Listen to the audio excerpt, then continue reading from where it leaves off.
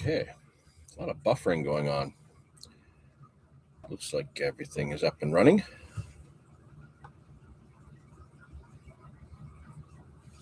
I forgot to do one thing.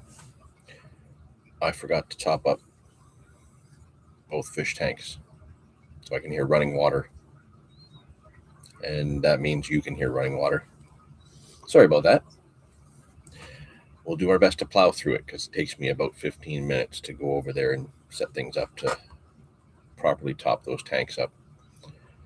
But here we are, the December 2025 live stream. I'm tired. I slept in today. Mind you, I was up all night, but I did sleep in. So I'm a little bit not awake yet. But I've got my notes here with a bunch of things to talk about. I've got a spread of items here to talk about. I'm going to have some links to throw in the chat for you guys relating to these items. Got a couple sessions in the bag to talk to you about. Some upcoming content that we've got coming out. Overall, the past month since the last live stream has been actually really, really busy. Galen's here. Tim's here. Happy birthday. Thank you so much. Appreciate that. Let's all not forget that yesterday was, or not yesterday, Thursday, was also our buddy Carp Smasher, Doug. It was his birthday as well. So, huge happy birthday to Doug. I don't even know how to say that name there. First time catching one of these streams live. Well, welcome. Glad to see you here. Grimey's here. Good to see you. Yeah, again, I got a whole bunch of stuff to go over today. So this one might run a little bit longer because I really have nothing in my schedule other than shoveling snow. So I kind of cleared today for this because I've been fishing the last 2 days. Apologies again for the running water sound. I forgot to top up the fish tanks this morning.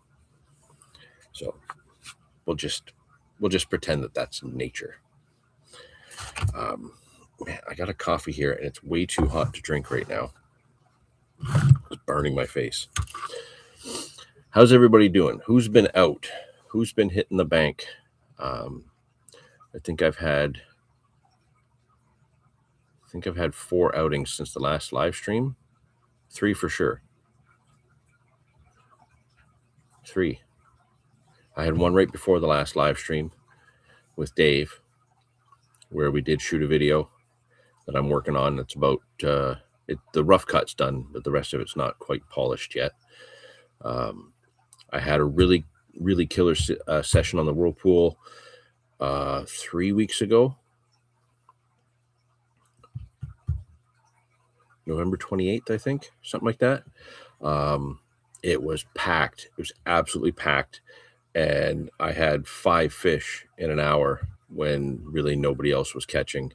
I had some really good anglers on either side of me who were great company to fish with. I tried something, it worked, and I stuck with it.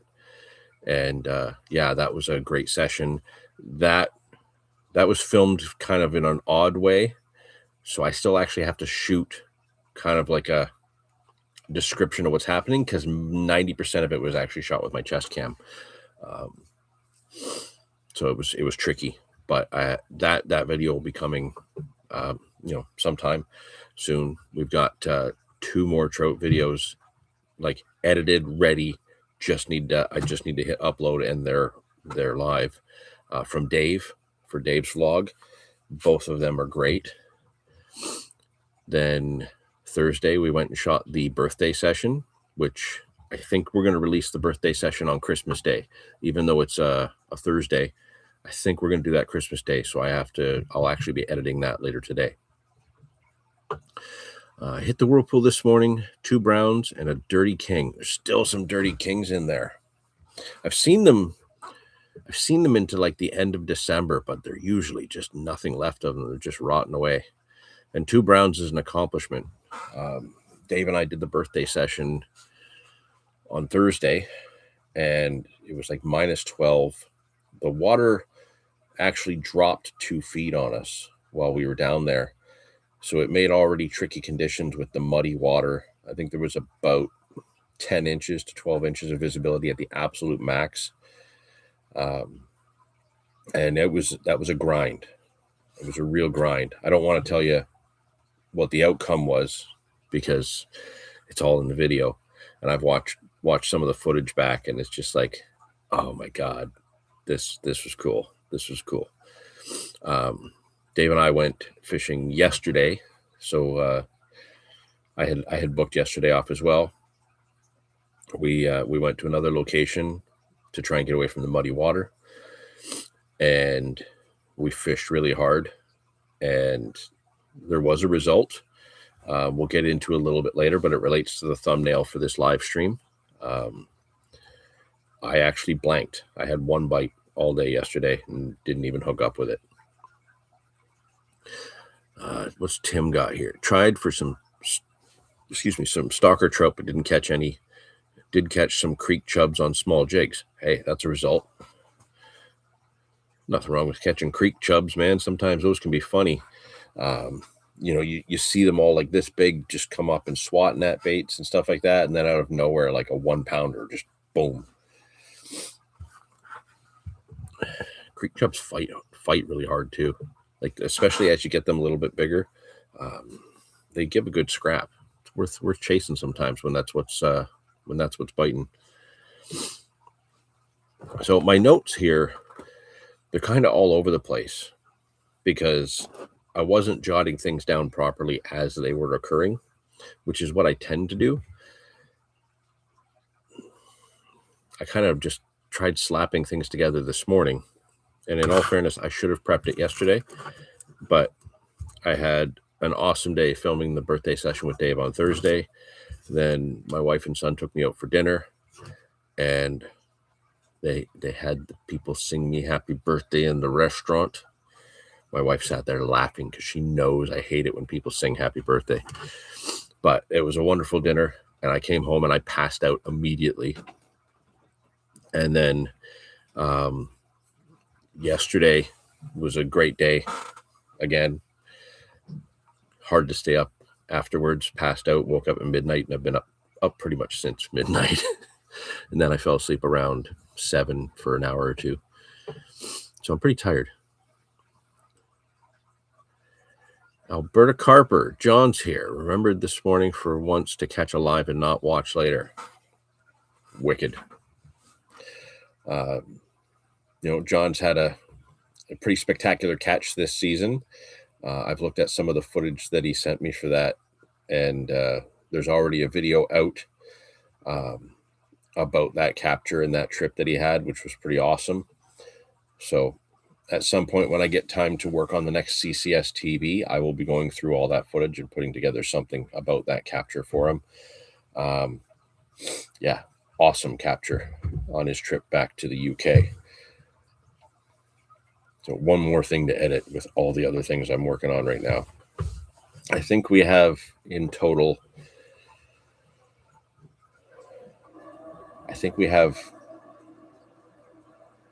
2 videos ready for release, 2 in the rough cut stage that just need to be polished,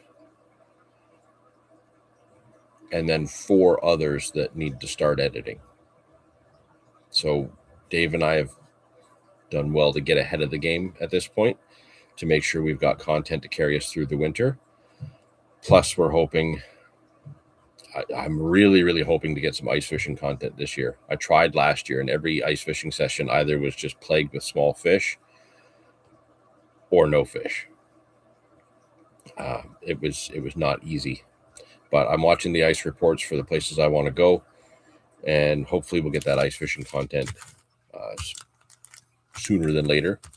I also want to film a nice product review on the ice shelter I bought last year, the Otter Cabin Flip Over, which I am super excited about. I've wanted to hut that style my whole life. I always wanted the Dave Gens fish trap and never could get one. My uncle managed to get an original fish trap through some kind of weird swindle that he was able to work out, which was amazing. And then, yeah, the next season I was able to get a 2-man flip over, and it was just, it was the ultimate in luxury for ice fishing for me. No more sitting on a bucket, not happening.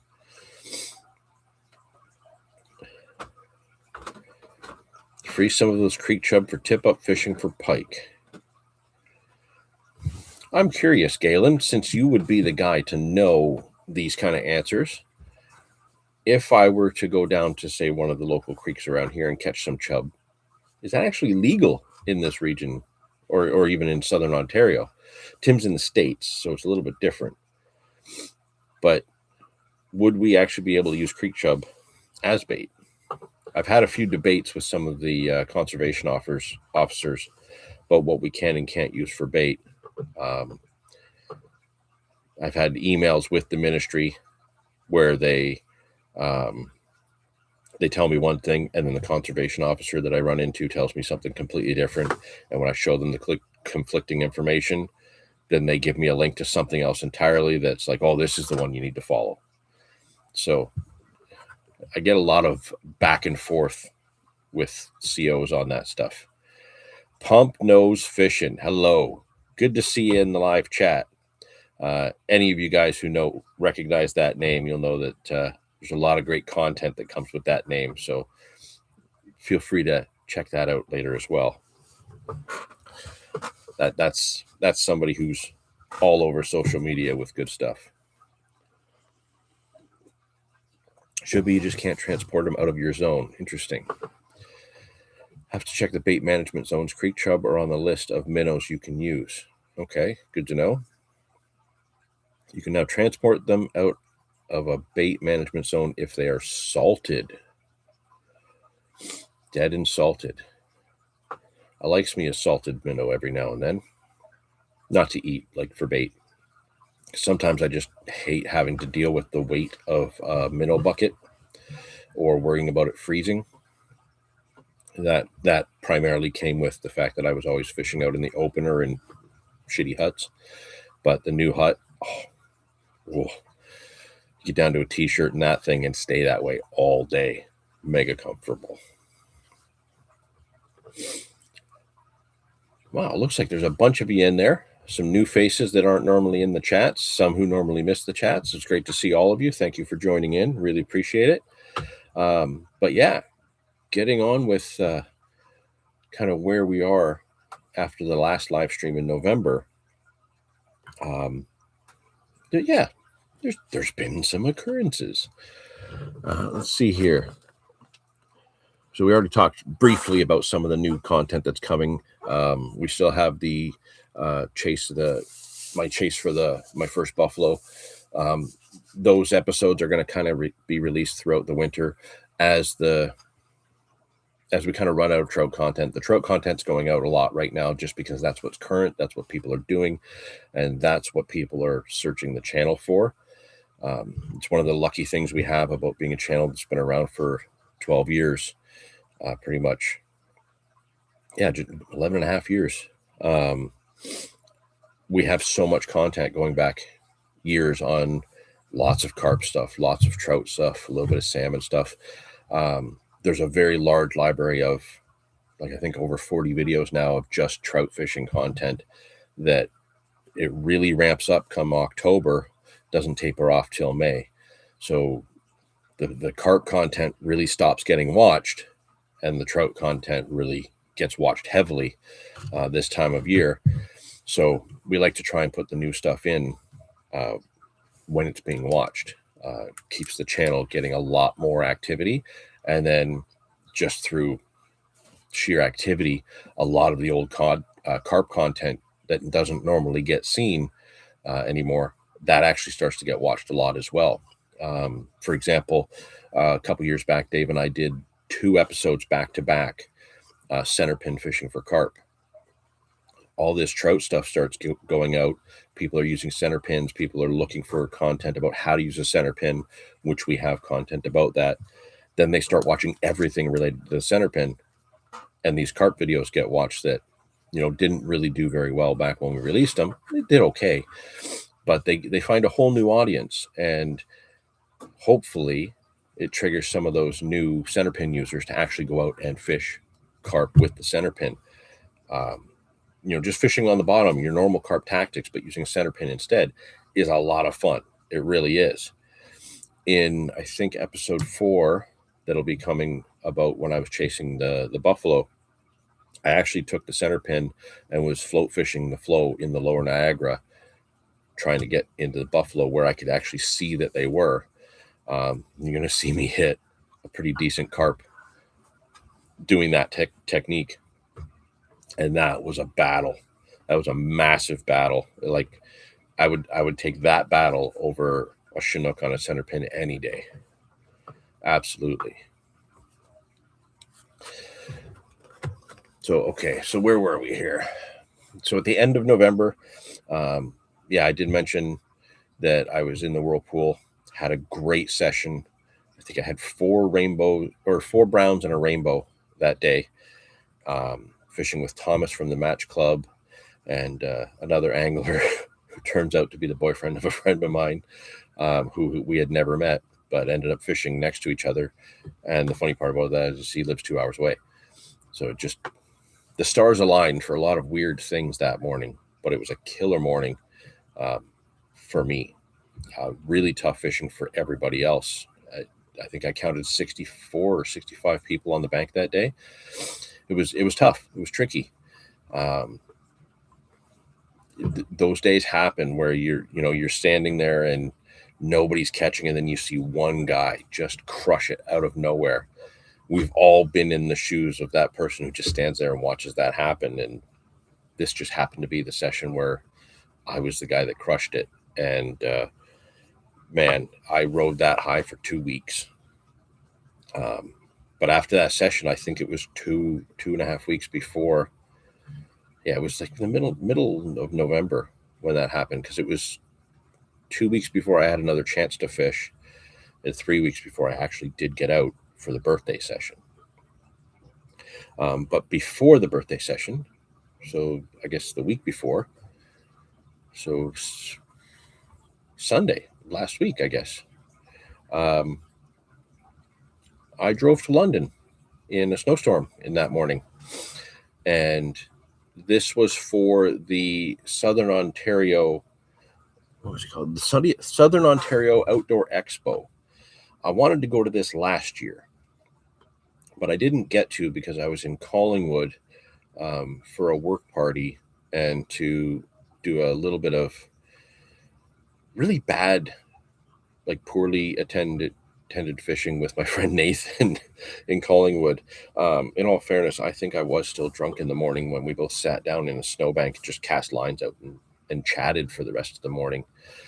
So the fishing really didn't get much attention, but I didn't get to make it down to London for that show because I was at that other event, and I really wanted to go this year. I had the day free, really wanted to make the effort. In all fairness, I thought that show was actually quite big. I thought it was a fair bit bigger than it turned out to be.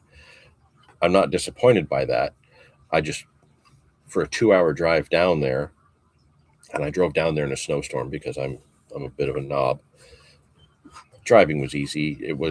Everybody was very smart about the way they were driving. I only saw one car that went off the road the whole trip down. And by the time I came back, it was great, smooth sailing. But the drive, when I got down to the show, that's 2 hours of driving down there. And I only actually spent an hour in the show itself. And that was with like 3 or 4 passes around the venue. So I was disappointed that it wasn't big just because I wanted to spend more time there. But I saw everything, and I got a little bit of a haul. Those of you guys who have been around a long time, when I go to shows like something like this, or the St. Catharines Game and Fish Tackle Swap, I really like to focus on kind of the soft plastics. I'm always looking for something new in the soft plastic area that kind of help work with my trout fishing, or if I do some bass fishing, stuff like that. And I found a few. And I found a few other things as well related to what I do. Some stuff for panfish, some stuff for ice fishing, some trout stuff. But it was the soft plastics that really got me. And I'm gonna show you some of them. And then I'm also going to throw some links in the chat so you guys can see who these guys are. Let's see here. Pump nose fishing. Would you consider making content when you go to these events? I'd like to. You know, obviously, I also don't want to be shoving a camera in somebody's face that isn't ready for it. I've done enough of that in my time. But one thing I know about some of these shows that I go to, I like to go early when it's like at its absolute most packed. And sometimes you're actually like pushing people through. So trying to get a camera filming some of that can be tricky. But yeah, I would like to actually film some of these events because I like seeing videos like that myself. Years ago, we went to the spring fishing show. This is back when Goldie was working with us on the channel, and we did some filming in that show. Like some of the stuff we were checking out. We ran into the guys at Bay Cloud, Carl, who was always good to us whenever we were using that stuff, and whenever we bumped into him, he was always so kind to us. But we haven't done that since, and I thought about like just shooting some stuff with my phone at this one, but I really wanted to get a look around, and I didn't do it, unfortunately. But the St. Catharines Game and Fish Tackle Swap is coming up in January, the end of January. And I actually know somebody who's going to have a table there. Our match fishing club will have a table there to talk about match fishing and show off some of the gear. So I'm probably going to be there longer than normal. So it is on my list to actually do a little bit of a video while I'm there in January. I just got to make sure I don't have to work that morning, because if I do, that kind of screws things up. But the plan is, yes, I have thought about it. I do want to do it again.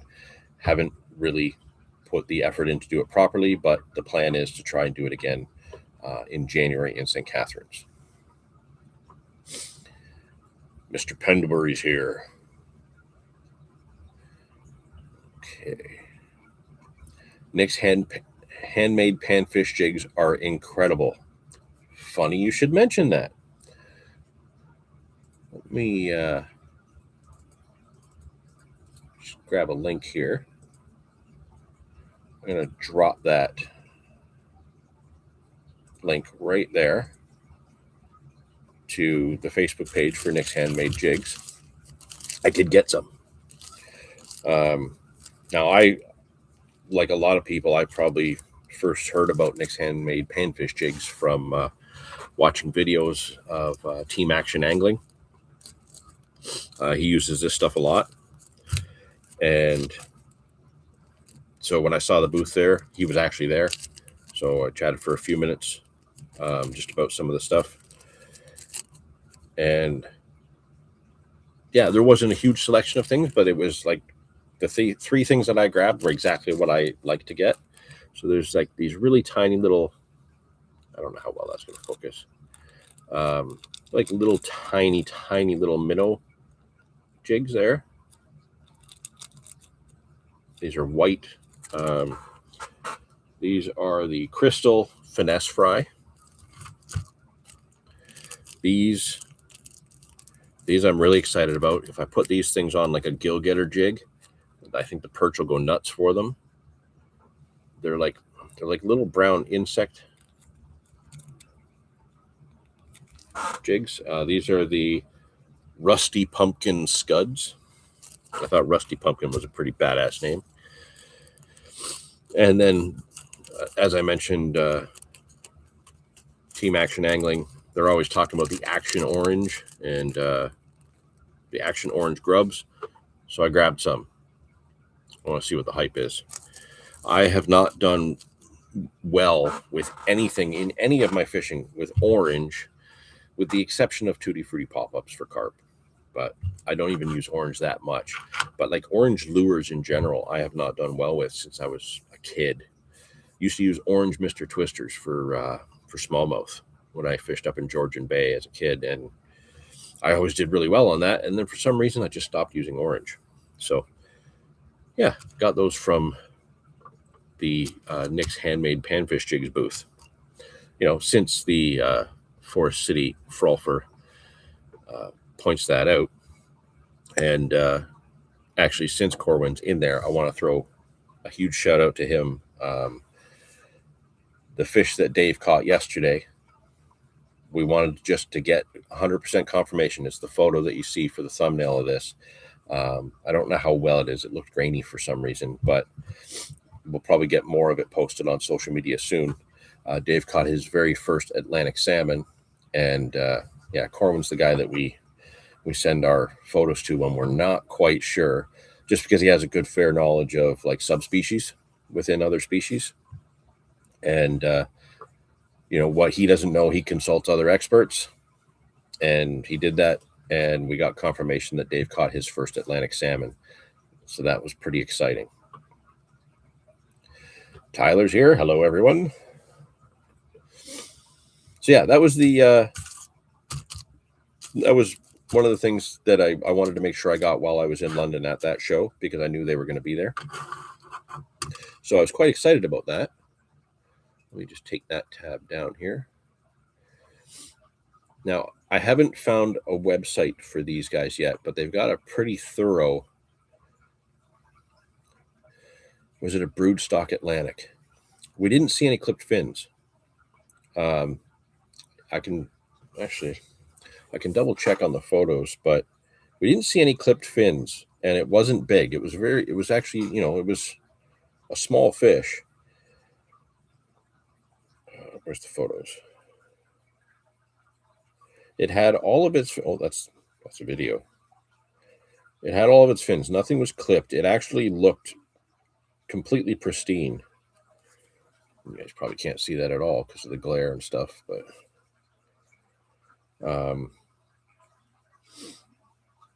it was immediately, as soon as we noticed that it wasn't a brown and it wasn't a rainbow, we got it in the net, and it was just like, okay, I think that's an Atlantic. I think it's an Atlantic. And we just weren't 100% sure. We had to check, and we went to our go-to guy to check for that. So I don't know much about the stocking of them in Lake Ontario.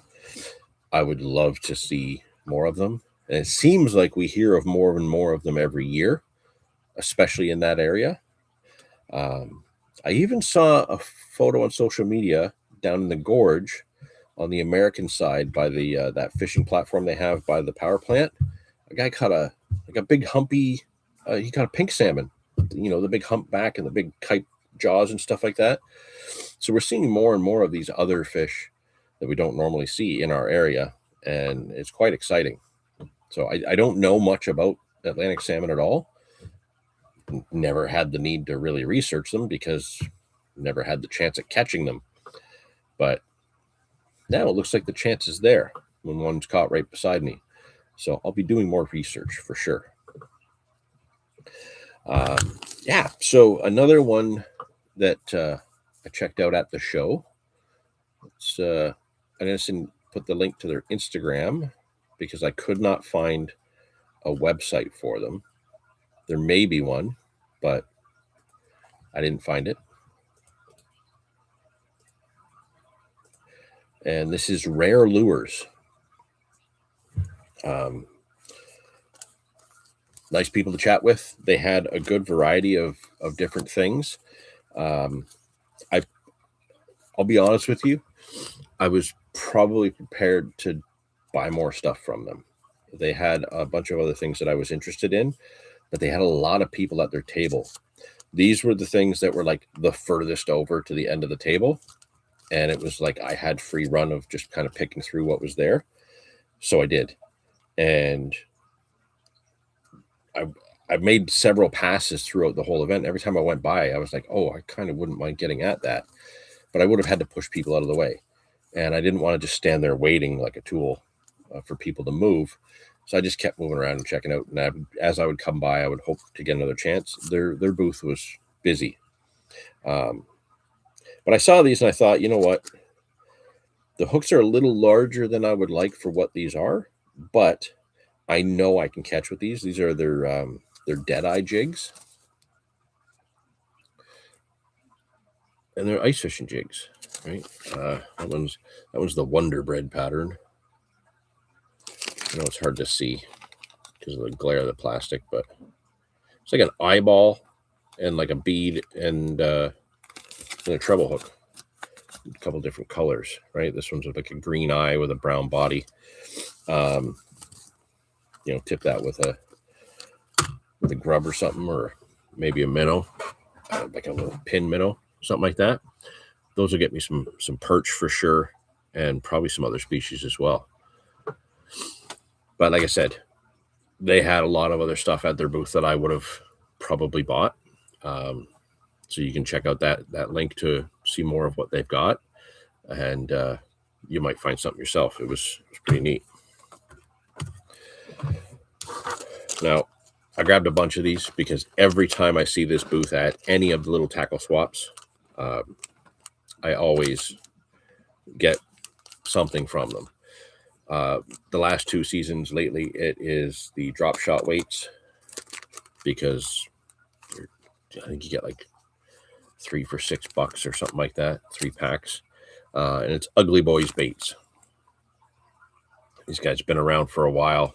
The guy that goes by Big Ugly, he's another one that's on Facebook. His page isn't as up to date as it should be. I think he does most of the stuff out of his personal page, but chances are, if you've been at one of these little shows, you've seen him. He goes around to a lot of places, and I think he was even at the little March show I went to in Fort Erie. He was there as well. Jig heads, leads, drop shot weights, all that stuff. They've got it all. I think he also does. I think at one point I saw he did like some marabou jigs or something like that as well, and just crushing the panfish with those. But again, somebody that's been around for a while and keeps at it, so it's good to support them. Big shout out to Ugly Boys. Bruce is the man. Yeah, it's a super nice guy. And this time he was telling me, he's like, my son used to help me all the time, but it was ending up costing me all my profits because he would go around buying so much stuff. So now my daughter helps me, and she was the one handling all the money there that time. That was pretty funny.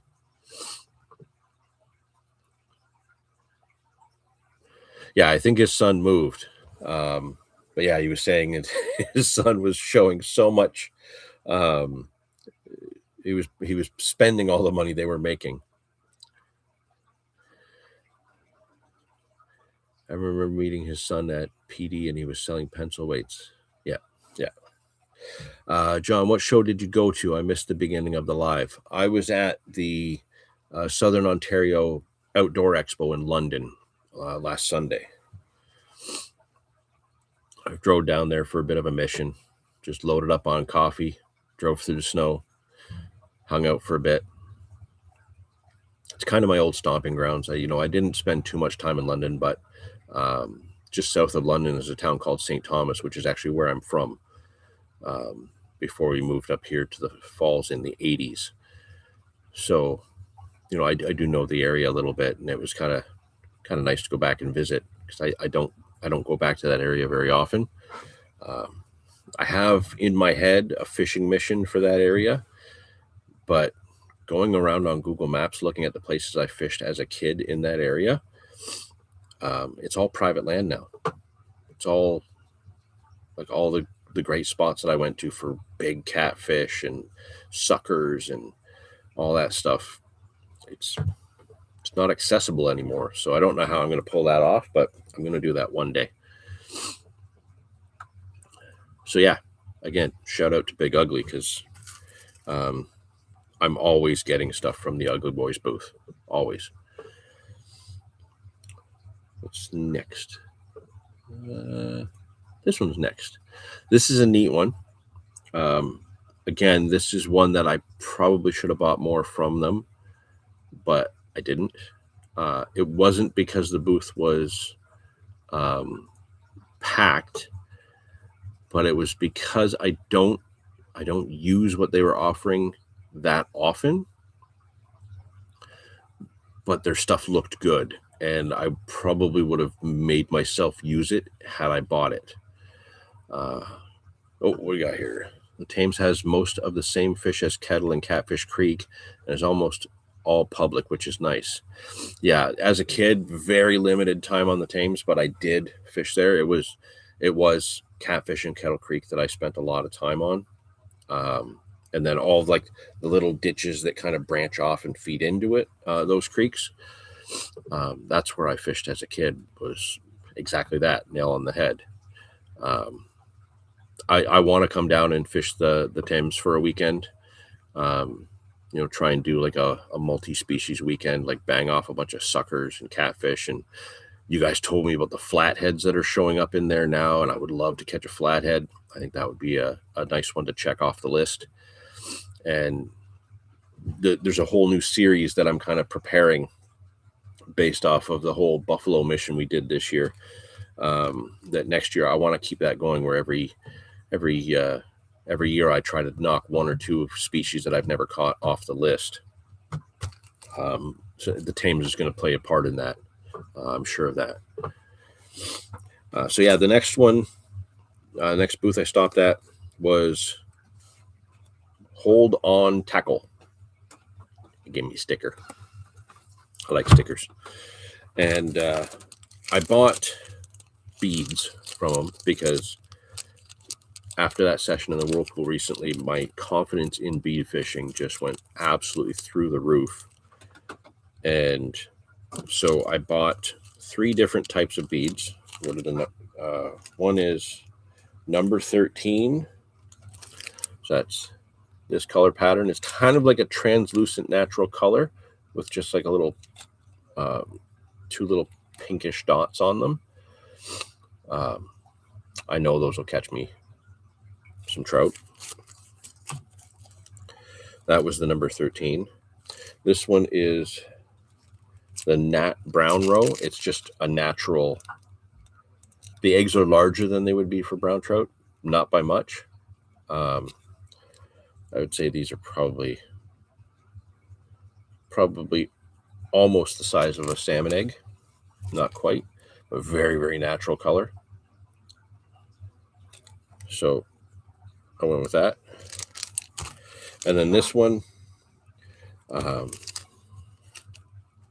it's not quite what I would consider the right name for the color, because I think it should have been a little bit more orange, but this one's a cool one. It's called Bloody Cheese. So it's like a washed out salmon egg color with a red dot, the blood dot. And yeah, for sure, I know I'm going to catch with those too. These would all be ones that I think I would use in clear water, like really clear water when it's getting tough. Should have got more. Looking at their site, because they do actually have a site. I'm going to put that in there now.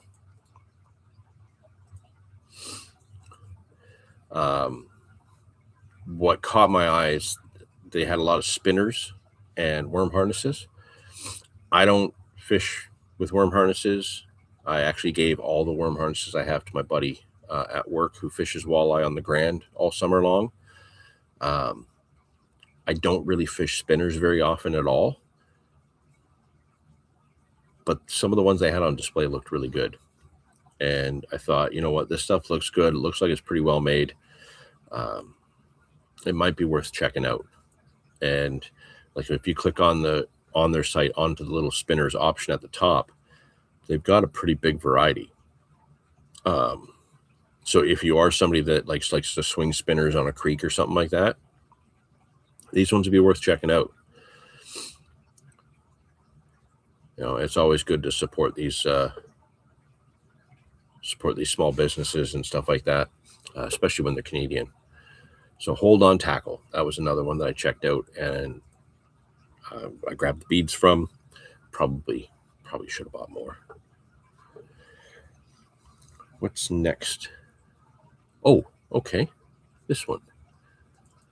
This booth, actually, very big booth. It was like multiple tables, big banners behind them. These guys know what they're doing. It was a booth you would expect to see at like the big Toronto shows, like the Toronto Sportsman Show or something like that. And here it was in this tiny little hall in London. It was that Centennial Hall downstairs. I'd never heard of these guys before, and going through their website, after Christmas, I'm probably going to order some things. I have to wait till after Christmas because I've already spent too much money on fishing stuff and Christmas for people. So, yeah, these guys are going to get more of my money. I bought one thing from these guys because they had a batch of them on sale because they have all new models of the same things that were higher price, but I thought still relatively reasonable given what the quality seemed.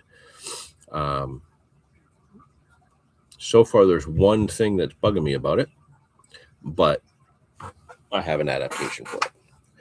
And yeah, before you guys tell me I don't need any more ice fishing rods, don't tell my wife. She doesn't know about it. Yeah, ice fishing rods. They make musky rods and other casting rods. They make a whole range of ice fishing rods. And I looked at the range and I was like this is that older style rod they have. They've upgraded everything now. They had a panfish one. They have a spoon one. There was a jigging one, and then there was like a heavy duty one. This is the spoon ice rod. So you can see it's got quite a stiff tip, but it is quite flexible, and the backbone actually kicks in right around here. So I was doing a lot of jigging last year while I was trying to get that walleye through the ice, and the rods that I have are more suited to panfish. I have a new Fenwick ice rod that I got the year before last that is kind of like a good in between where the backbone kind of kicks in around here. So it's got a good flexible front or tip, I should say. And I did like using that one last year, but I found that I was having to cut the line and switch the baits on that slightly stiffer rod for jigging because I was using things like buckshots and jigging wraps and spoons and stuff like that. I wanted another kind of beefier rod for chasing those walleye that could handle some of those heavier baits without having to constantly chop and change the lures and stuff like that. Just have them pre-rigged. I like having everything pre-rigged and ready to go. The only thing I don't like, this is a little Shimano Sienna 2500 series that my wife got me for Christmas last year. The reel seat is just 4 rubber bands. I don't like that. Now, if you're somebody who ice fishes like this, it's fine. Not gonna be a problem, right? Let me just throw the link to these guys in the chat here. I don't typically fish with my hand like this. I like to fish pistol grip, and I keep my finger up on the blank. So this tends to be how I jig and how I reel the fish in. The problem is when you put pressure on it, you can see the reel actually separates there because of those rubber bands. Now, one of the things that I really liked when I grabbed this rod is that the handle feels like hockey tape. It's all foam. It's like EVA foam, but it feels like hockey tape. And most of the rods that I fish with, I have like my trout stuff, all of my ice fishing gear, all hockey tape. It's really good for when it's wet, when it's cold. So that was one of the selling features that made me want to get this rod was actually the feel of the handle. But I'm going to have to put hockey tape on it anyways, just to kind of lock that reel into place. I have some smaller ice reels I could put on it, but I thought this one would be really good because this was just sitting in the package, not getting used. So red and blue go together, right? But yeah, slightly stiffer, good for jigging. So I'll be using this winter, probably down the Grand as soon as we get the report that the ice is safe. Yeah. So that was Tactical Fishing Gear. Their site has rods, jigs, flipping jigs, reels, rod sleeves, some soft plastics, which was actually kind of surprised me. They've got some other lures there. Some of the soft plastics, they've got a TFG minnow that caught my eye, and they've got a sniper goby. Now, whenever it is that I get to go fishing with actually Andrew for whitefish and burbot, he told me to get stuff that looks like gobies, and I did. And it's just been sitting in the bag because I haven't been up there to fish with him yet. These little gobies, there's 4 colors right on the front page of their website: Smoke Show, Copper, Spit Up, and Assassin. And every one of those fit that kind of area of colors he told me to get. They got some neat jig heads too. Yeah, I'm gonna buy more stuff from these guys. Probably not the muskie stuff because I don't really fish for muskie very often, but muskie is on my list with a couple places that I know that I do want to do a muskie video because I never have. We have muskie footage somewhere where I have caught a few muskie on camera, but it was never when I was fishing for them. So we were never able to actually like string anything together with them. And I don't know which hard drive the footage is on. But I think I have 2 or 3 muskie on camera somewhere. Going to check the Grand ice out tomorrow. Yeah, I've been watching Fishmaster. He does a lot of the reports on the ice and where he is out of his place. That way I can kind of have an idea for that stretch where I plan to fish. But yeah, I have a bone to pick with that place. I want to get a walleye through the ice. And another neat thing is that last year there were people catching buffalo through the ice as well.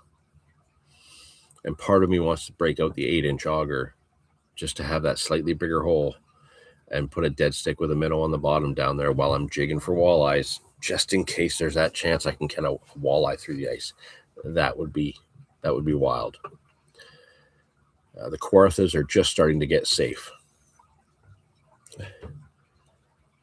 You know, when I was a kid, the Kawarthas were closed to ice fishing. You could still go to like Skugog, but most of the Kawarthas you weren't allowed to ice fish. I'm assuming that's changed now. I'm old, so that was a long time ago.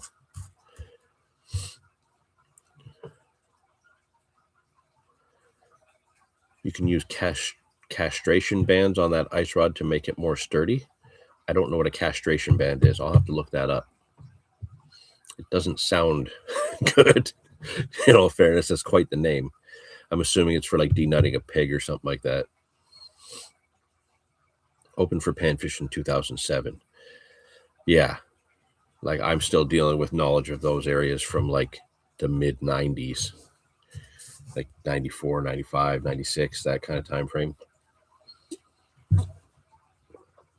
Yep. Okay. So yeah, it's for like denutting pigs. Interesting. Well, hockey tape will be going on it for sure anyways. Pike have invaded the Kawarthas, so it's become very popular now. Pike, you say? It's been a while since I've had a big pike through the ice. Had a few little ones the last couple of years, but no big ones. Okay. Now, going back to the show, there's one more vendor that I did buy from. Actually, 2 more. There was just this random guys. Lots of guys selling just like random bits of probably stuff they pulled out of their garage or something like that. One guy had all these little baggies of minnows. Now, what kills me is that these look exactly like the ones from Grumpy Baits, the min fin. These I actually bought from my local shop, Peter's Tackle. This color pattern in particular is the same minnow I used last year in the birthday session when I caught those 2 lake trout. It was this one, the Minfin Purple Pearl by Grumpy Baits. I only have that one out because I saw these little packaged ones on this table, and they were like $3 a bag or something like that. I grabbed 3 bags, 2 of this color, which matches the Grumpy Baits one, and one that was exactly the same, but it had like a purple pearlescence through the middle. That one kind of got me excited because when it's clear water down there in the lower river, I went through a whole pack of these last year. The fish absolutely destroyed them. So I stocked up on everything I could that was even close to that. Even the tube jigs, trying to match that color pattern. Yeah, so that was good stuff there. Slow Dive 74. Use zip ties on the ice rod. Hockey tape will kill the handle. The zip ties will stab my sensitive hands. Typically, with my ice gear, once the hockey tape goes on it, it doesn't come off. Some of my outfits, the reels have been on there, fixed in with hockey tape for over 20 years. Not really going to do much to the handle if I never take it off, I guess. But that is a good tip for others, for sure. I don't know how you could keep a zip tie comfortable with the nub on there, especially since I'm the kind of guy, like when I'm at work, I like to cut zip ties on an angle just so that the other guys do stab their hands. I'm that kind of guy. But appreciate the tip. Thank you. So yeah, back to the show. There was after I went to that went over that other one that was just like random bags of soft plastics. This next one, this was the first one I bought from when I got to the show. They were actually the first ones inside the door, but I made like a full pass and a half before I even got around to buying anything, because I wanted to really make sure I saw everything first. If you want to ice fish walleye, you can try the Thames in the Chatham area. Why? When are you going to be there? I'll just rock up and fish next to you.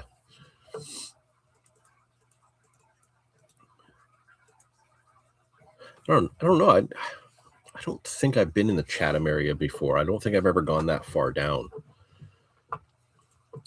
But anywho, this next one, drop the link in there now to their website. This guy was super nice, and while he didn't have a huge variety for me to really look over, I was happy with what I saw.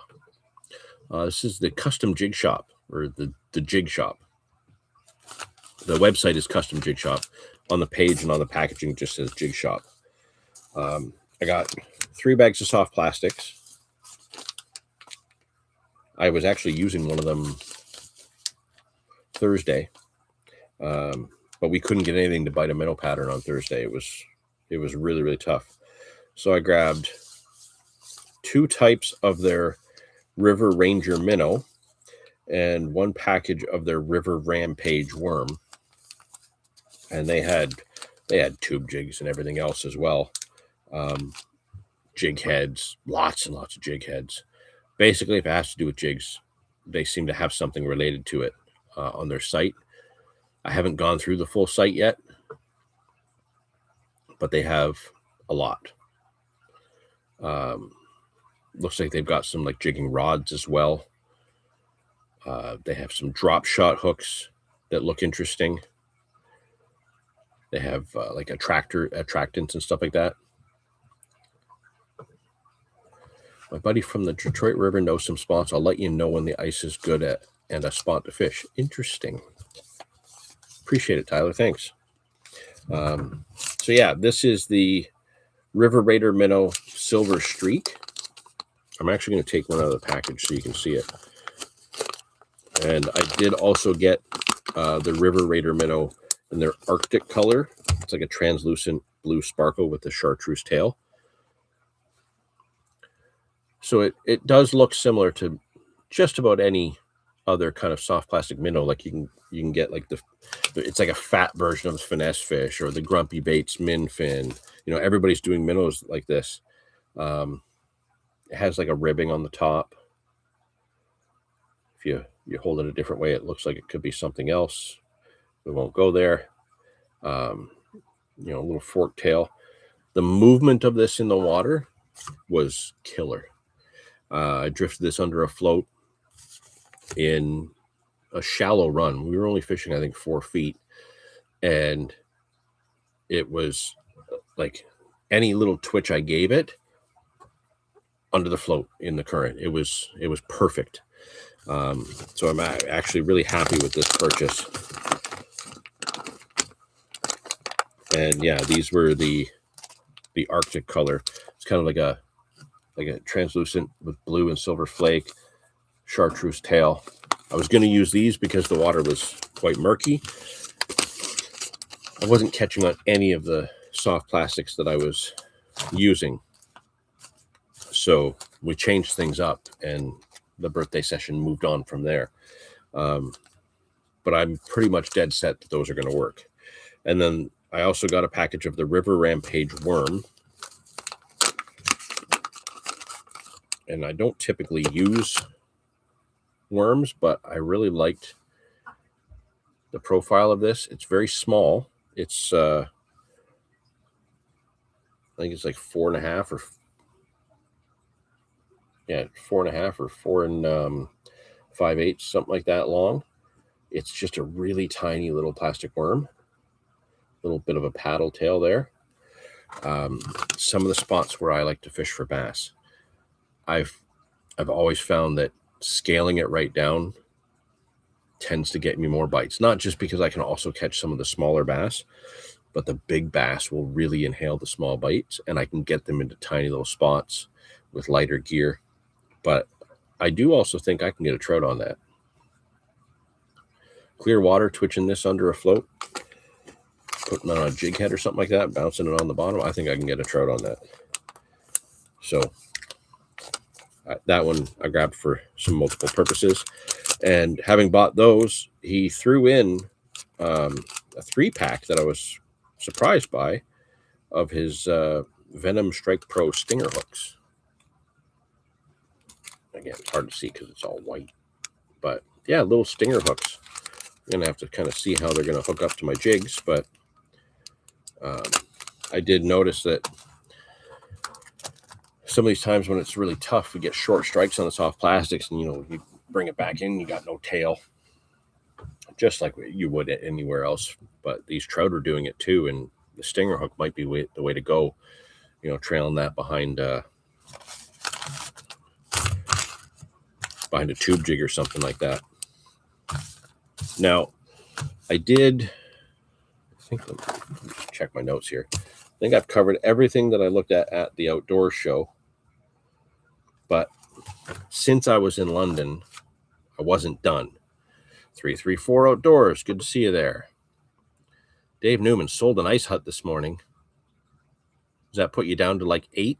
That's all you got left? Is 8 now? You got more ice fishing gear than most people I know combined. Man, when you come out on the ice, you got your shelter, you got a sled for your tackle, and then you have a separate sled for all your electronics. And I swear next year you're going to probably start bringing out a whole sled just for your cigars. It's crazy. Sure, I'll bump into you on the ice again this year like I did last year.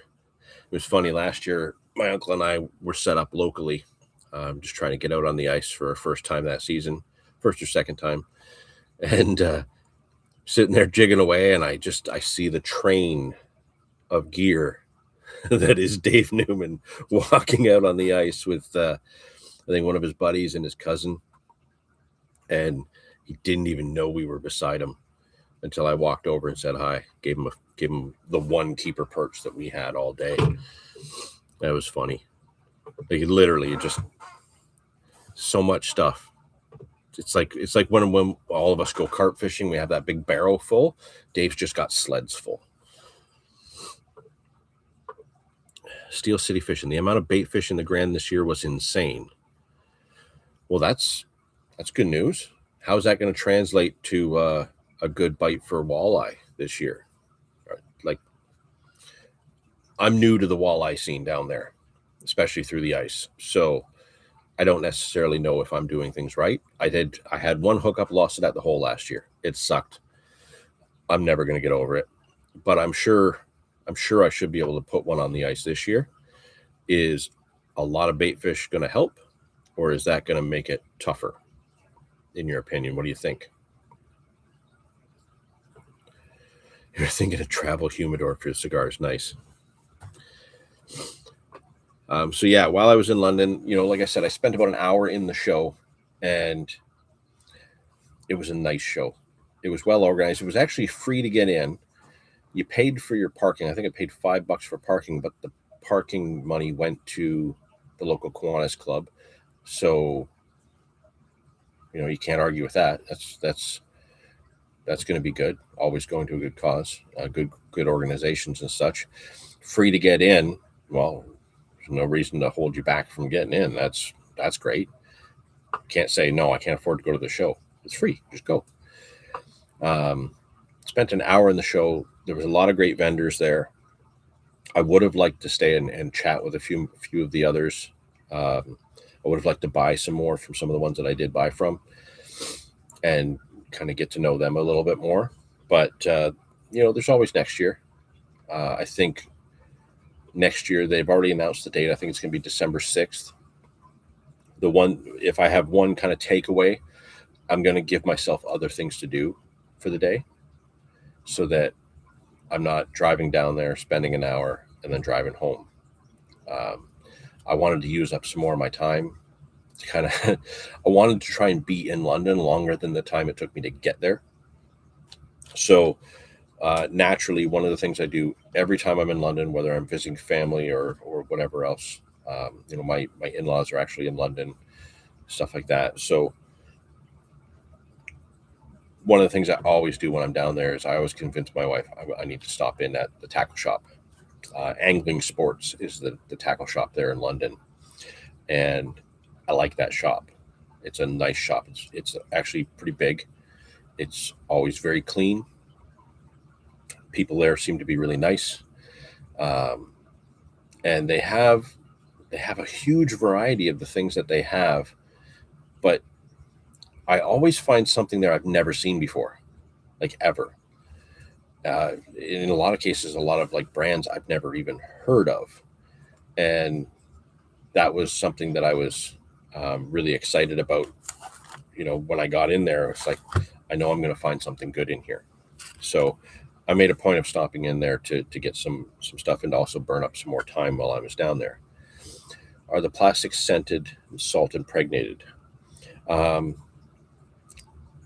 The jig shop ones, no. The Nick's Handmade Panfish jigs, no. These ones, whatever these were, or wherever they came from, they have something to them it smells a little oily. It's not really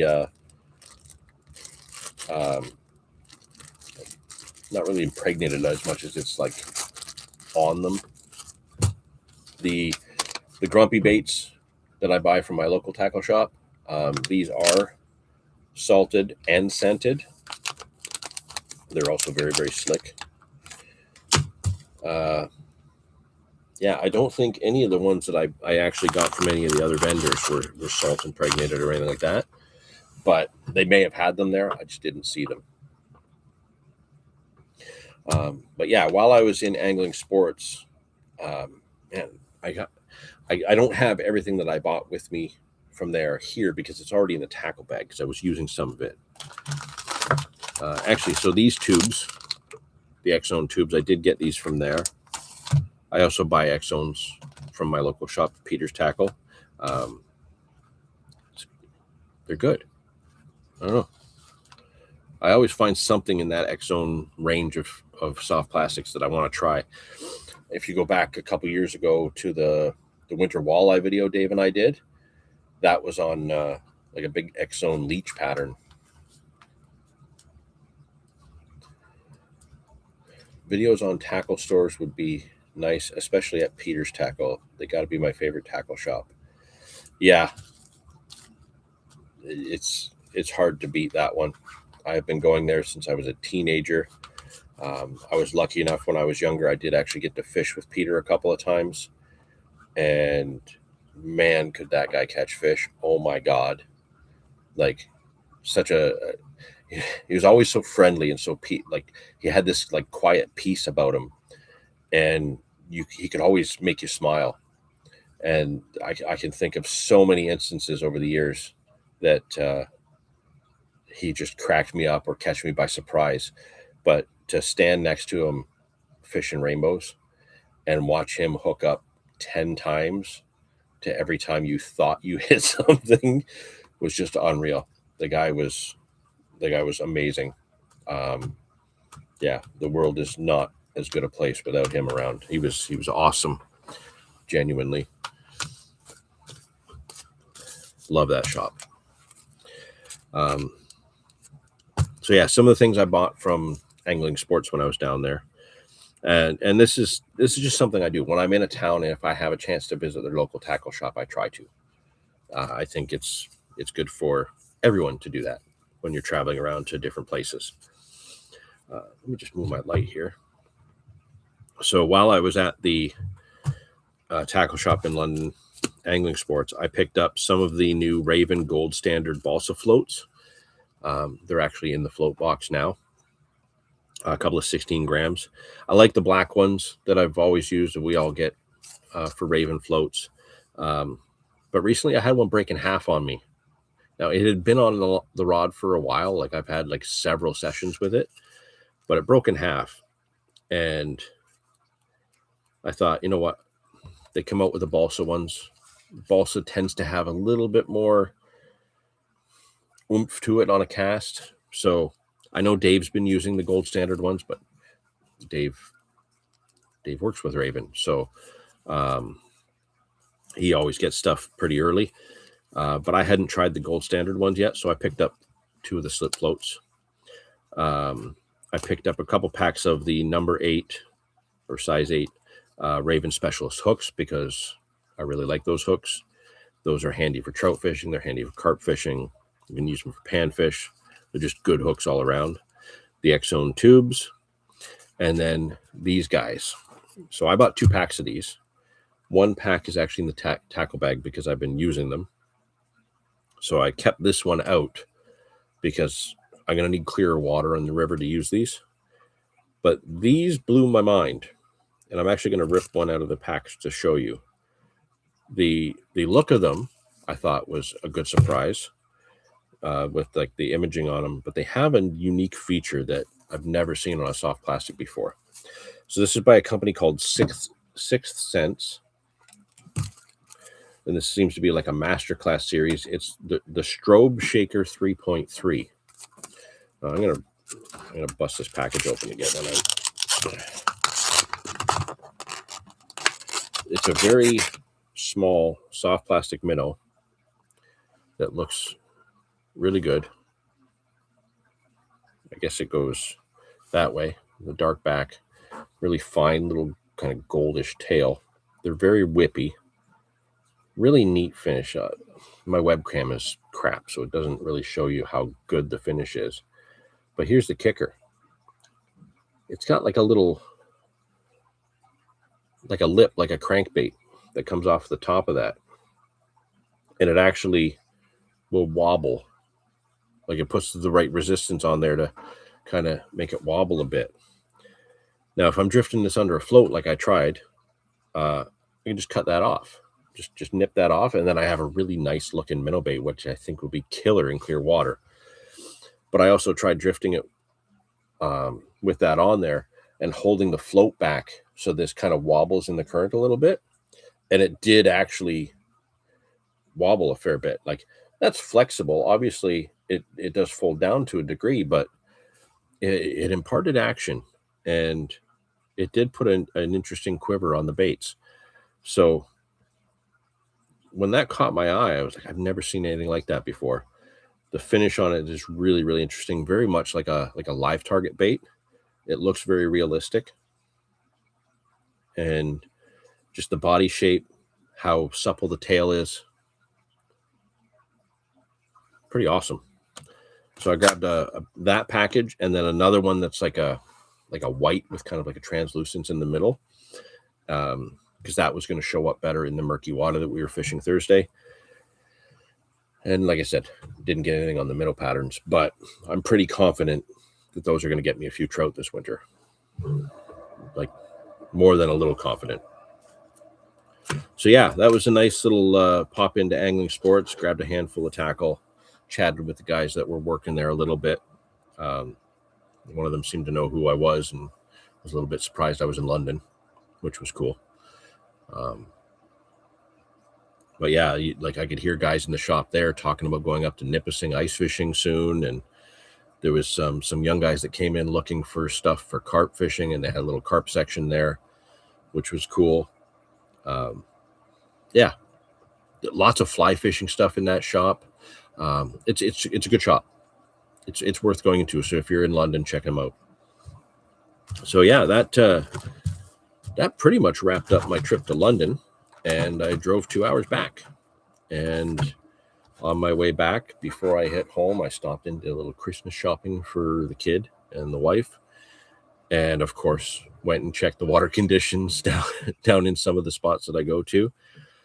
Trying to keep an eye on the weather and the water conditions for the birthday session. And man, that was fun. That was worth it. It was a good day.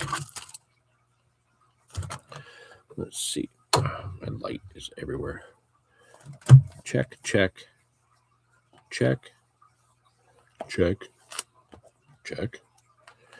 Okay, a few other things on the list here.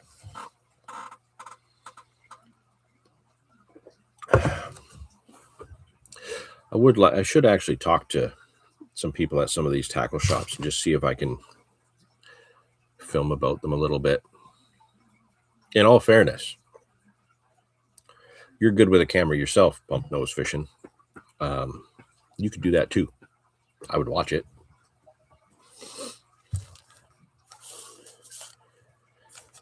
Okay.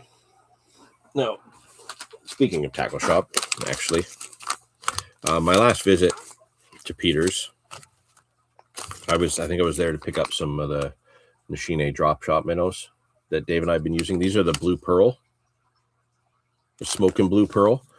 Now we catch a lot on the Tennessee shad, but well, Dave and I have some of these as well, and I think we both caught on these so far too. But I think I was there to pick some of those up, and then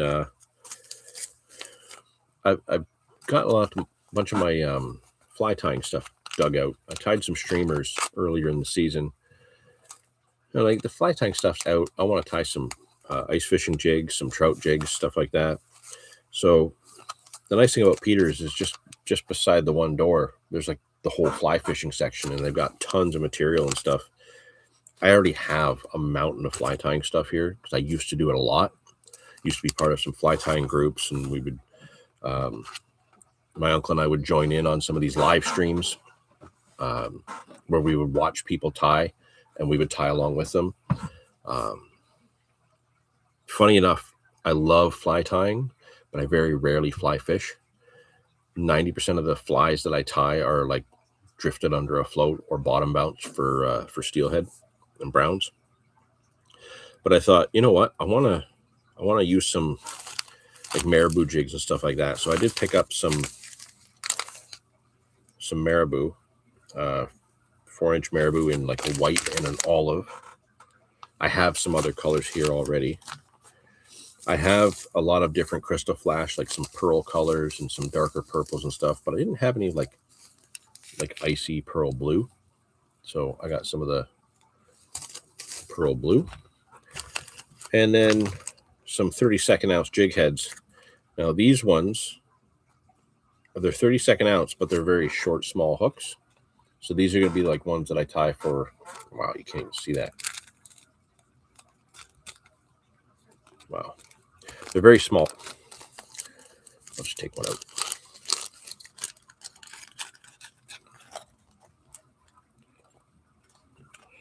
Okay, so the reason I have two different ones is because they have two different purposes. So the small ones will be like little ice, the ones I turn into like little ice jigs, because they've got the smaller hooks for like perch and stuff. But then I grab, those ones are in white, but then I grabbed some pink as well. So there's the white one. Okay, see that? Relatively short hook, just a little ball head jig. And I grabbed some pink that are done up on bigger hooks, some Gamakatsu bigger jig hooks. These would be the ones that I tie up for drifting for steelhead and browns. I can get a little bit more of a bulk on the body, make it like a longer bait overall, and it's got a good size hook for the mouth it's going into. So yeah, it's been a long time since we've done any fly tying videos like that. Those go back to when I first started the channel. I did a few of those, but I'll probably be starting to dabble with those a little bit more over the coming seasons, because I really did enjoy the creative fix that I would get out of fly tying. And I'm not somebody who ties for realism. I'm somebody who ties for catching fish. I tie a fly that's good enough to get a bite, but not so good that you feel like you put too much time into it for that bite. The places I fish, it's not like you're going, well, I say it's not like you're going all day for a bite, just one bite, but like I went all day yesterday for one bite and didn't even land a fish. The fish we have here are big, they're tough, and they destroy tackle. The last thing I want to do is make something that's pristine and then watch it get chewed up and shredded and you can't even use it for a second fish. I make stuff, I like to tie flies like my streamers and stuff like that that are made to get beat up and still look good enough to catch a couple more fish. I want to try and maximize how many fish I can get in on one fly before it's totaled. So yeah, I'm not a great fly tyer by any means, but the flies I tie tend to catch fish and you don't have to throw them out afterwards. So we'll probably do some more fly tying videos soon because I have the stuff out. I have this table here that is completely covered in comic books right now because I'm trying to go through all my comic books and get them all organized and out of the way. So I have mountains of comic books and some camera equipment, and there's a scanner right there that I haven't even plugged into the computer yet. A bunch of other random things. Once all that's cleaned off, then I'll be able to set up the fly tying station again, and yeah, we'll do some fly tying videos for sure. Oh, now I got jig heads everywhere. I didn't just dump out one. I had like the whole bag come out on me. Now, for those of you who are members of the Canadian Carp Society, the Angler of the Year second round of voting is going until December 31st. We're nearly halfway through the month now. So round one got all of our nominations in, and it was a tight race for round one to get your top picks in. We've chosen the top 3 out of each category and posted them for people to vote on for the final round of voting. And as usual, as we have for the last couple of years, in January, myself and more than likely Anthony will join me, and we'll do our presentation as we do one evening for the award ceremony. I will have my spread of crackers and cheese. I will have my bottle of wine, and if I can find it, I don't know where it is right now, but if I can find it, I'll have my tuxedo shirt on again. And we'll see who won all the categories for Angler of the Year with the Canadian Carp Society. And I have to say the names that were recommended this year were all very, very deserving. So I'm really looking forward to seeing who's going to win this year. And I've seen some of the votes that have come through. because I keep track of all the votes as they come through. But I will say this, if you are a member and you have not voted yet, get on the site and vote, please. Ideally, a different person for each category, because if somebody's worthy of taking the Angler of the Year spot, that means that they meet all the other criteria. Give them the Angler of the Year spot. If you're giving somebody, if you're putting in one name for all categories, you're kind of just making sure that other people don't have a chance, which isn't really fair and not the way it was intended to go. So please, if you haven't voted for Angler of the Year on the Canadian Carp Society page, please do that. If you are not a member of the Canadian Carp Society yet, but you are interested in carp fishing, whether you're new or a seasoned veteran, there is something on there for you. There's lots of content, everything, articles, videos, all that stuff is all made by members for members. The Angler of the Year thing that I'm just talking about now, members vote on who they want to be voted, like to have that chance to win those categories of the 5 categories. And members also vote on all of those names that have been chosen in round 1. So it's everything is done by members. It's all as fair as it can be and for one another. We do everything we can to build each other up and cheer each other on from season after season. So it's a great little community. And if you're not a member and you're considering it, but you haven't done it yet, give it a shot.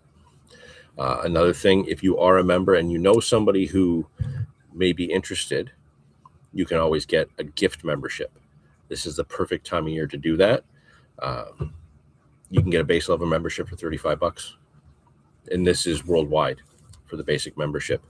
You have access to all the same stuff the pro level members have. You just don't get the swag pack. But wherever you are in the world, doesn't matter. Everybody can join in at the basic level for $35 Canadian. You can set it up as a gift. Gift somebody the membership. Let them see what it's all about. Let them join the community.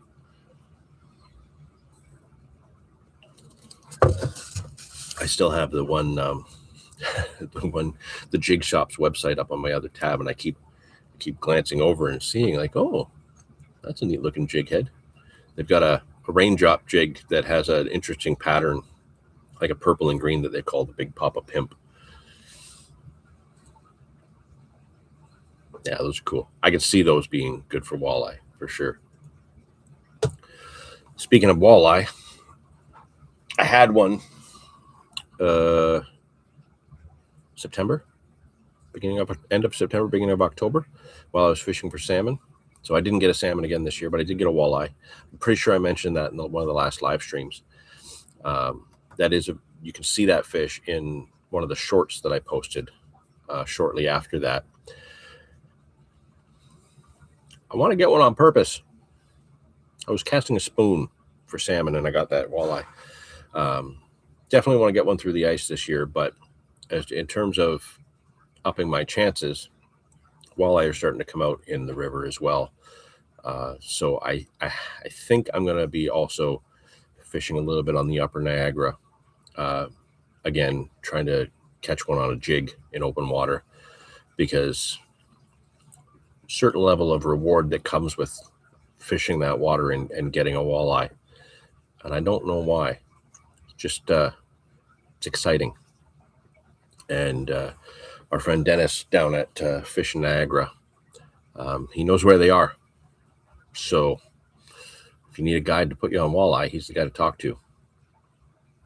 I like trying to do things my own way, but I don't discount his advice. That guy knows the upper river probably better than most. So definitely he's one you can contact for that kind of thing. Now, let's see here. I have been rambling and going on for an hour and a half. We touched on this earlier of who was out fishing. Some of you have been out. Some of you have done well. But many of you joined in after we talked about that. So is there anybody who has been fishing, who has caught, who hasn't mentioned it already? You don't have to say where you've been, but Have you been trying something new? Have you been catching any new species? Are you just putting in the work and the grind like everybody else and just getting the odd fish here and there? How's it going for everybody? Any fish out of the upper river feels rewarding. It does. It really does. With one exception, smallmouth. There are so many quality smallmouth in that river. Catching them doesn't feel like an accomplishment. It almost feels like a guarantee at times. Dave Newman, still carping. And that's because your favorite ice fishing spot was wide open water yesterday when I drove by. That's the only reason you're still carping, I bet.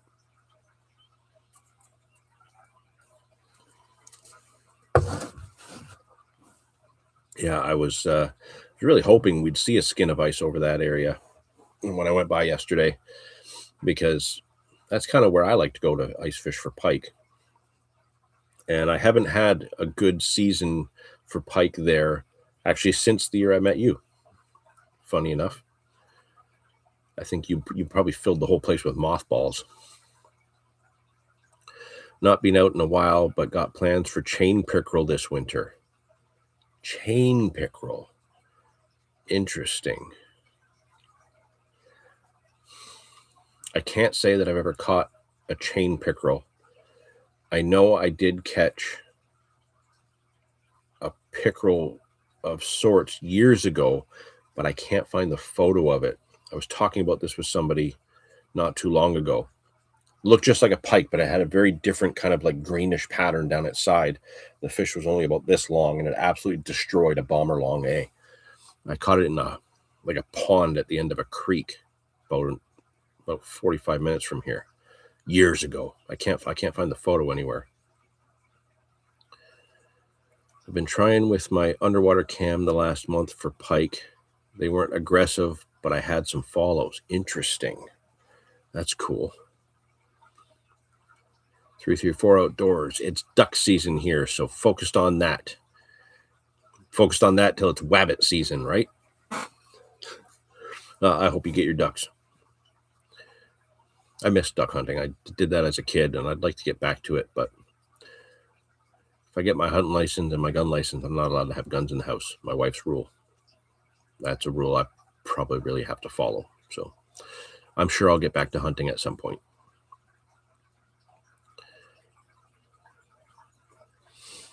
It's trailing off at that spot. Yeah, it is for some reason. Why we had such a killer year that one year where everybody was catching tons of pike and then just nothing. Grass pickerel in Niagara. I think that's what the guy told me it was that I was fishing with when I had it. But it was, oh man, that fish would have been, I probably would have caught that in 2015. And it was like a big rocky pond in a marshy area. It was like an old quarry that a creek, like a spring-fed creek, went into. And we were fly fishing for bluegills, and I was told that there's a pike in there that just destroys everybody's flies. And then I had my fly bitten off, and then I had a bluegill attacked, and I was like, okay, so there's something there. And I happened to have a little spinning rod with a bomber long A. I started twitching that, and it just destroyed it. And yeah, it was the weirdest looking pike I had ever seen. Like I said, it was about that big. And instead of being like this grayish green with white spots, it had more of like a yellowy green sides with the spots. And he said it was a grass pike. So what you're saying is fitting with what that was. But I don't know where the photo is. So I don't really have the evidence to prove that I caught it or have anybody give it a more thorough look. But I did catch it. And you saying that, well, that kind of confirms it. You see, guys, this is why we contact Corwin. He knows stuff. They'll be back. Yeah, hopefully. 334 outdoors. It is also wappet season. Wicked. Well, it's nice that everybody's getting out and doing some stuff. It's important. I considered going out this morning, but then I was like, oh, I got to do a dump run. I got to do some, domestic stuff around the house. Got the live stream that I wanted to kind of leave the whole afternoon open for, just because I had so much stuff to kind of go over. I don't have anywhere I have to be, like I said, other than going out and shoveling snow, just so my wife doesn't slip when she goes to work. So, yeah, kind of went through things a little faster than I thought, but I'm glad that everybody's, out doing stuff. And, now that we've got the snow, now I'm trying to wonder if I'm even going to go out tomorrow. I have a few hours in the morning that I have a chance to go out. Where we fished Thursday, it was really, really tough, but the fish were there. Where we fished yesterday, the boats were catching fish. The guys on shore were not. Dave lost one, then landed his Atlantic. We met some really cool guys. Actually, this was kind of neat. While Dave and I were fishing there, we had pretty much the whole bank to ourselves where we were. A few other guys came and went. The regulars that we normally see there weren't there, which is usually a good sign to tell you that the fish aren't there. If the regulars aren't there that are there every day, yeah, that means the fish aren't there or they're not biting. So that should have been a clue, but that's where we wanted to fish. And while we were there, 6 guys showed up with fly rods in this harbor to fish off a concrete wall. And it was kind of wild to see that. Like, out of nowhere, you just see 6 guys fish in a harbor off a wall with fly rods. We don't even see 6 guys show up in the whirlpool in a season. And the whirlpool is just like tailor-made for a fly angler when the trout are in there. So to see this was a little bit of a surprise, but it was like exciting at the same time. Like, Dave and I were struggling. We weren't getting bites, but it was just like, I hope we see them catch a fish. To see these guys flipping their flies around and to get a fish would be just awesome. And sure enough, not 10 minutes in, one of the guys did hook one, and they didn't have a net long enough for it. And before I could pick up my net and go over there, one guy just laid right down and kind of hung himself over the edge and netted the fish, and they got a nice brown trout. And they jumped and they cheered and they were so excited, and we're just like, that was awesome. It was great to see. But they're a little more excited than I would think you would be to catch a brown trout. Like, this place is full of them. That's why we fish here. We've watched the boats drift by and catch probably 10. But then we found out the significance of why they cheered so much. One of them walked past us to fish further down. And as he was coming back to join his group, I just asked him, I was like, what flies are you using in the really colored water? Because I was just curious. And he said he was using egg patterns, and the guy that caught the brown was on a streamer. And I noticed that he had an accent, because that's kind of hard to miss. And he let me know that they didn't know the area, they didn't know the water. There was 6 of them, and 5 of them, they had all just come up from New York State. They had been fishing for the past week all over southern Ontario and in New York State, as 2 or 3 of them had flown in from Ireland for the week. And I guess they had done this before to fish for king salmon. And they had been on the Salmon River in New York, and a few other tributaries there. They had fished the Saugeen up by Denny's Dam. I think he mentioned the Big Head that he was on, and a few other areas. And then they just ended up in St. Catharines on their way back to New York. So they stopped in at the harbor. And they had been fishing the whole week in the cold conditions. They had never experienced getting like a 1/4 inch of ice over their leader while they're fishing. So there was a lot of new experiences, but they hadn't put a fish on the bank in a week. And that brown trout was the first one they had landed in a week. So then I understood why they were so excited, and everything made sense. And we chatted with them a little bit more, Dave and I, about, kind of the fish are here, just stick at it. It's tough fishing, but, you guys might have a good chance of catching something else. And really, if you're coming back, because they were, I guess, this was yesterday, and they said they were flying back to Ireland today. So the trip was over. And so I asked them if they were coming back next year, and they weren't sure, but they want to hit things in the right time of year. And we told them, like, the lower Niagara, October to December, anywhere in that time frame. November's really good. You got rainbows, you got the browns, and then if you hit it right after, like, the first week of December, you've got the lake trout open as well. And the lower river is just tailor-made for a good fly angler, and we just don't see enough of them down there. And we had to mention it to them because it would be something that would be so excited for them. But I have to say, it was pretty awesome to just see these guys just walk up all confident with their fly gear to just fish this big water that I'm still learning how to use with a jig and bottom bouncing and stuff like that. I almost got the center pin out to float fish, but by the time we realized that I was ready to do it, we realized we only had like an hour of fishing left before we had to pick up the kids from school. So it was next time. I did float fish that harbor once years ago with my uncle, and he lost a massive rainbow that jumped so high out of the water. And I did get one of my bigger brown trout of my life. I think it was like an 11 pounder, something like that. Big brown. We haven't tried float fishing there since, and I don't really have an explanation why. And then, Dave went last year, and the video is on the channel now, where he did get one float fishing along the wall in the harbor last year. So it's a viable option that just nobody's doing. So I'm going to have to try that at some point soon.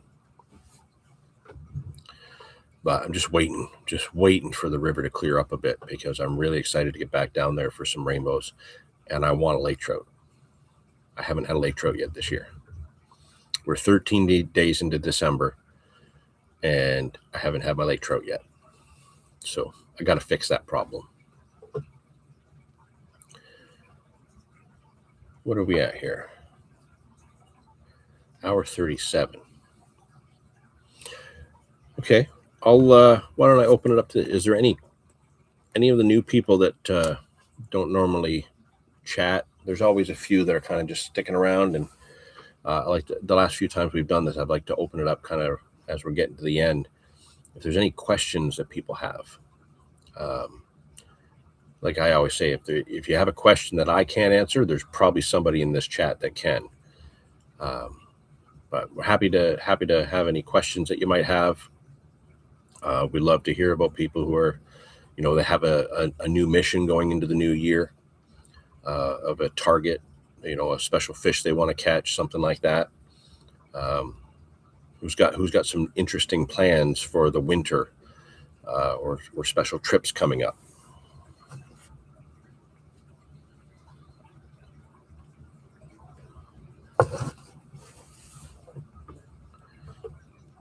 .334 Outdoors is going to get a duck and a wabbit, and he's going to put them together in the same meal, and it's going to be awesome. Or, well, I'm assuming it'll be awesome. I won't get any, which is fine. I can hear my wife moving around upstairs. Probably means I have to shovel soon.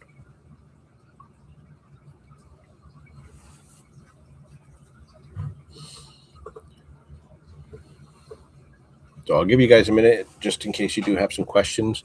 If you're new here and you don't normally go in the chat, you're absolutely welcome to throw stuff in the chat. But we actually prefer that you do, so I can see who's watching and say hi. We try to be as interactive as possible with everyone in the chat. But while we're waiting for that, whether you have questions or not, I just want to make sure that we pass this along. As always, thank you to all of you. Really appreciate that all of you join in, participate in the chats, just interact throughout the season, commenting on the videos, all of that. We really appreciate it. And, we're really excited that, we're going into another season, another year. We're going to keep doing these live streams every month. They're starting to grow on me more and more. I'm looking for, interesting things to talk about. Would love to have more interaction with more questions and stuff like that.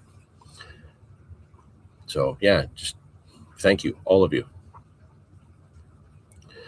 What's the water conditions down there on the Niagara? Is it still dirty? As of Thursday, yes, there was about 10 to 12 inches of visibility. And oddly enough, we can't explain it. When the water should have gone up, given the conditions, it actually dropped 2 feet while we were there. I will probably get another report on the color of the water later this afternoon, especially if I don't know, just walk a couple blocks over to the river. But the winds haven't changed enough to clear it up yet. But if we can get the winds to change from maybe come from the east, that the river will clear right up and the water levels will stabilize a little bit more, and it'll be absolutely killer. As of right now, though, it's kind of like a milky gray color, and the fish are still biting. I will tell you, we did hook fish on the birthday session on Thursday. I won't tell you the results of that, but we did hook fish on Thursday, but it wasn't using our normal tactics. The minnow bite wasn't on. It was more of an egg bite. And tough conditions still currently. I'm hoping to do more multi-species angling next year. Do it, Tim. Get on it and share the results, because we all want to see them. That sounds delicious. Yes, duck and wabbit on the same plate. That does sound delicious. Now, would you try to put the duck in the rabbit, or just have them side by side? Because they have that, what is it, the turducken thing where you put like the chicken in the turkey and the duck in the chicken or something like that. Weird. But I hear it's good. Good luck if you get out tomorrow. Thank you. I wouldn't mind getting out tomorrow morning. I haven't fished with Justin from the Match Club for a while, and I was talking to him. He was the one asking me if I was getting out this weekend. He usually does, and I usually have, like the last few weeks I've had other plans, but haven't shared the bank with him for a while. So I'm going to talk to him later on today, and maybe we'll come up with a plan to try something tomorrow just for the morning, to try and get a quick bite in. The question is, do we try the river, which is still a little bit blown out? Do we try the harbor, where I blanked yesterday? Or do we come up with something different? Do we go cast jigs on the upper river for walleye from shore? They'll bite in colored water. There's a lot of options. Another thing Justin's been doing is he's been taking the elasticated whip down to the whirlpool in these muddy water conditions and catching suckers. He's been trying to get me to do that. I don't know if I'm going to do that on a Sunday when it's like the busiest it can possibly be, but he's actually been doing really well doing that technique, and I think that takes some balls to do that when you've got hardcore trout guys all around you, and here you are dabbling a worm on a float off of a 9-meter pole. Everybody's looking at you funny, and you're catching suckers, which a lot of people will put you down for, but suckers fight, man. And when you get the right one, they jump too. That's why we call them rubber-nosed trout. Suckers are a lot of fun to catch, and he's doing it in a way that nobody else is doing it. So it's pretty exciting. So yeah, I wouldn't mind getting out again tomorrow. It'd be fun. This afternoon, though, I have another memory card that I have to upload from the birthday session. I got to get all that footage in, and later on today I am going to start editing that, because as I said, we want to release that one on Christmas Day. We find that in the past, releasing it just before, just after, depending on how it falls, we've always released it on the Saturday. But it just turns out that some of those days that, Christmas Day always seems to have a high volume of traffic on the channel. So I think we're going to release it Christmas Day. I'm not sure what's happening with my connection, but it's cutting on and off. I'll check back in later when I get better reception. Enjoy your day. Thank you so much for joining in. Really appreciate seeing you in there. And yeah, you'll be able, if you missed what my answer was there, hopefully you'll be able to catch it on the replay. Just kind of check the timestamp there, but really appreciate you joined in. 334 Outdoors, sucker, catch, and cook. I've never eaten sucker. When I lived up north, I did fish with a bunch of guys that pickled suckers every spring. I'm not somebody who likes pickled foods.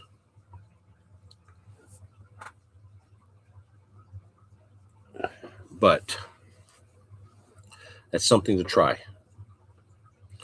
Okay,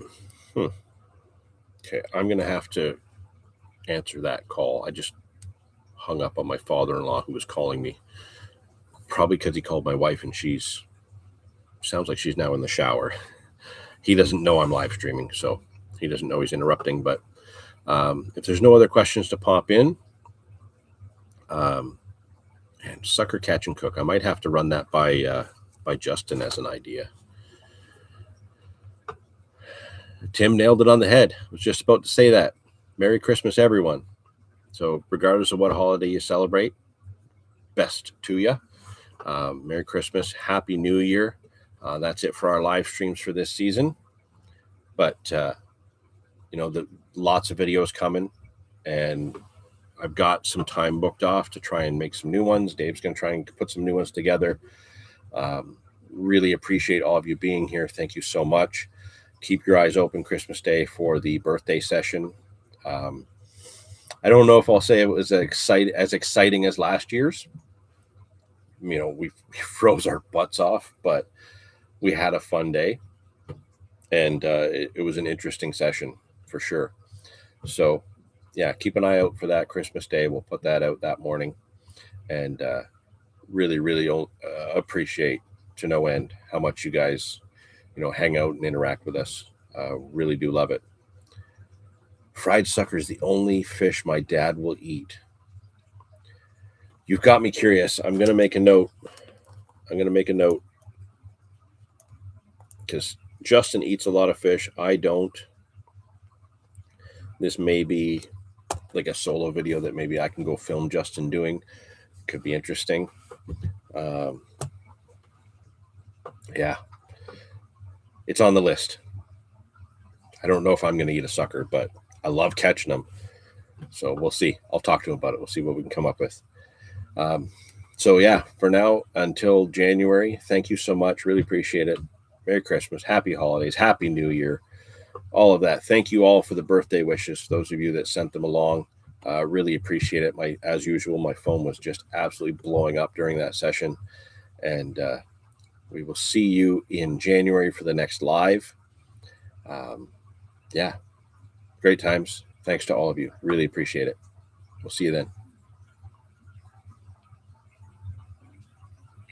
Yes, he could do that. He definitely could. You film it, send me the footage. I'll edit it and put it on the channel. We can do that for sure. Thanks, Caleb. We'll see you guys all later. Thank you.